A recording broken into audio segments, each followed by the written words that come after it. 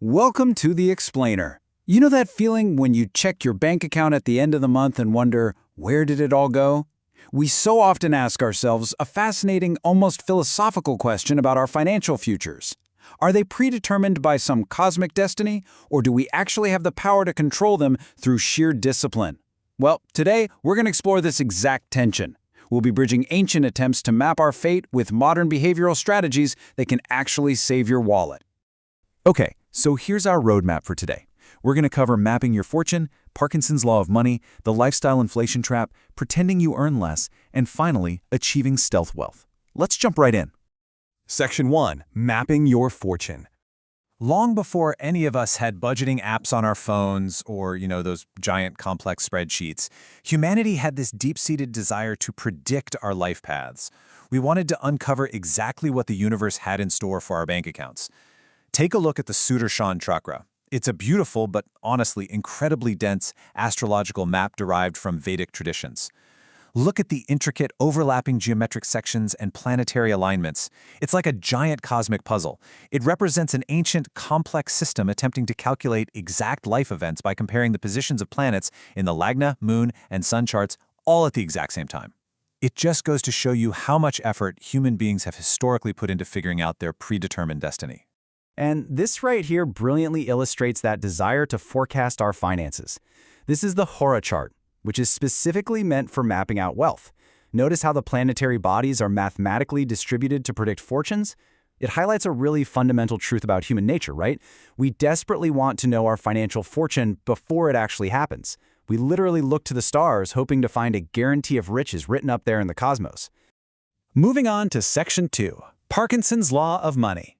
So, let's shift our focus from what the stars might say to what our daily habits actually do.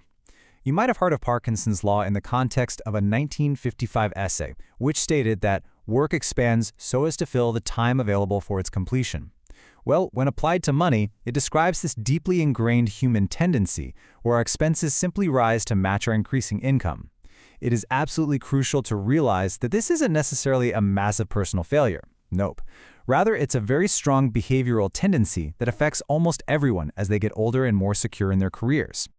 And that brings us to the undeniable punchline of our explainer today. The more we make, the less we keep. Seriously, no matter what those complex astrological charts say, and no matter how many sweet pay raises you get at work, human psychology naturally pushes us to just spend it all. In a world absolutely full of easy credit options, we often spend the entire amount we earn, and sometimes even a little bit more, which completely neutralizes any actual increase in our wealth. It's wild. All right, Section 3. The lifestyle inflation trap. Parkinson's law basically creates this financial treadmill that is incredibly difficult to step off of, regardless of the size of your paycheck. And that leads to a major misconception. People often think living paycheck to paycheck is only a low-income problem, but honestly, Parkinson's law hits everybody.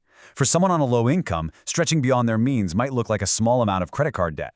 But for high-income earners, stretching means taking on massive home financing debt just to support a luxury lifestyle. This perfectly explains why a surprising number of high-income earners, those folks often called Henrys, high earners not rich yet, are shockingly still living paycheck to paycheck. It really all boils down to lifestyle inflation. It's a subtle, almost invisible creep. Think about it. You get a raise, and suddenly you feel like you deserve to live just a little bit better.